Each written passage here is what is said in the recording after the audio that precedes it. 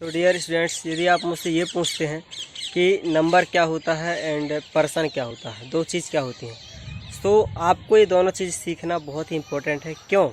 ये इसलिए इम्पोर्टेंट है, इसलिए आवश्यक है कि यदि आप टेंस सीखते हैं, यदि आपने सुना हो टेंस यानी कि काल, जो कि 12 तरह के होते हैं, तो यदि आप टेंस सीखते हैं तो टेंस सीखने में आपको बहुत ही ज़्यादा हेल्प मिलती है इनको सीखने के बाद। चलिए मैं आपको और अच्छे से एक्सप्लेन करता हूँ बोर्ड में, ठीक है।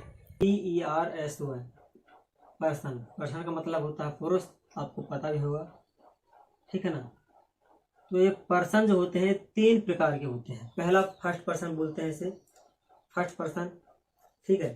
जब मैं डायरेक्ट लिख देता हूँ FIRST, फर्स्ट, और person PERSON, first person.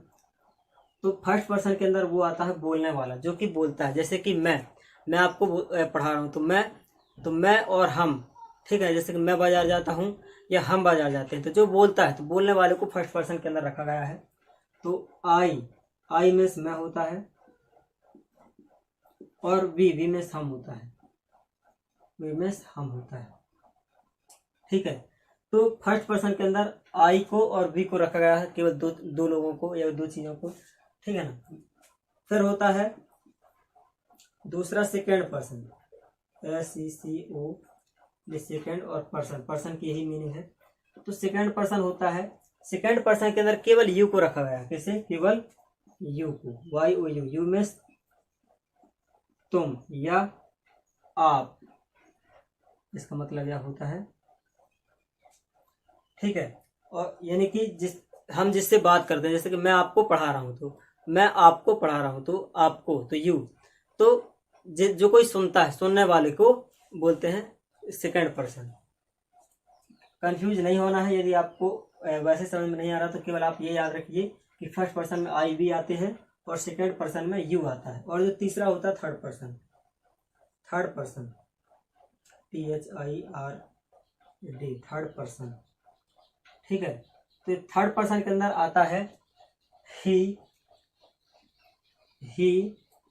C, it, दे। तो थर्ड पर्सन के अंदर ये चार शब्द आते हैं, ठीक है ना। इसका मतलब होता है वह, ही का मतलब भी होता है, इन दोनों का मतलब होता है वह। ही और सी का प्रयोग करते हैं स्त्री के लिए, और ही का प्रयोग पुरुष के लिए।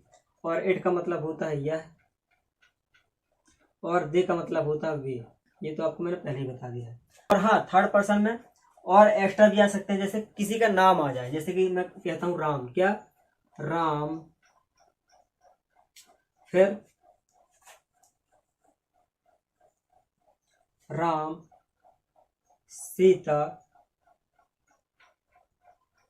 राम, लखन, रमेश, या या फिर किसी लड़की का नाम आ जाए, सीता या गीता, या फिर किसी जानवर का नाम आ जाए, जैसे कि गाय, बैल, ठीक है ना। गाय यानी काऊ, ऑक्स। तो जो किसी का नाम आता है, नाम को भी थर्ड पर्सन के अंदर रखा जाता है, ठीक है ना। अब ये चीज हो गई पर्सन, आपने पर्सन को समझ लिया, ठीक है। अब इसके बाद आता है नंबर। अब नंबर क्या चीज होती है? ये है नंबर, NUMB, नंबर का मतलब होता है वचन, ठीक है ना। ये दो तरह के होते हैं, सिंगुलर नंबर होता है,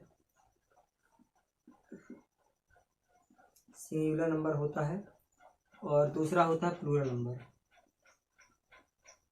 प्लूरल नंबर। इसे बोलते, सिंगुलर नंबर को बोलते हैं एक वचन,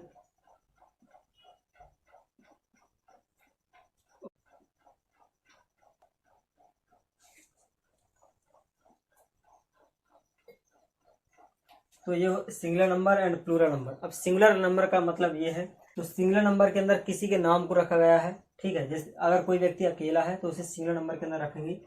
जैसे कि राम, सीता, गीता, ये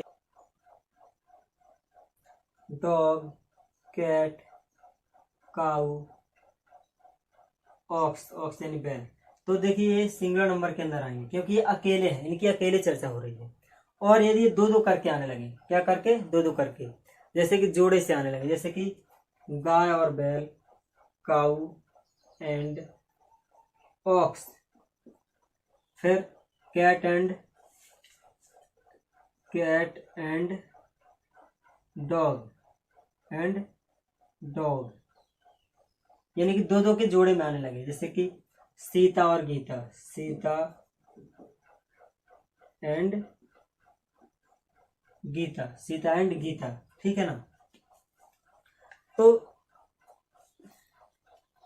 एक वचन के अंदर कौन आते हैं, एक नाम, किसी कोई एक व्यक्ति, जैसे कि सीता, गीता, राम और सोहन, मोहन, ठीक है ना। तो एक नाम है वो, या अकेले है वो। और बहुवचन के अंदर या फिर प्लूरल के अंदर, द्विवचन के अंदर क्या होता है, दो नाम सेट में आएंगे। दो से अधिक भी आ सकते हैं कि सीता, गीता एंड मीना। 3 नाम भी आ सकते हैं, 4 नाम भी आ सकते हैं, 5 नाम भी, 10 नाम भी, जितने ज़रूरत हो सकते हैं उतने नाम आ सकते हैं। तो यदि आप सीख चुके हैं नंबर एंड पर्सन, तो वीडियो को लाइक करें एंड इस वीडियो को अपने दोस्तों में शेयर करें।